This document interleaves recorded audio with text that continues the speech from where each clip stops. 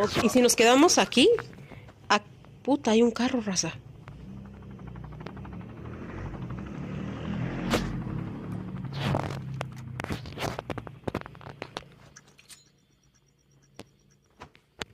Puta madre, se fue hijo de la gran puta.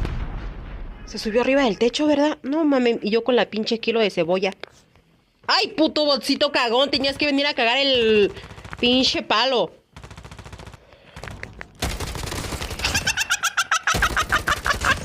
Mames, no. Me la chingué de puro milagro. Ay.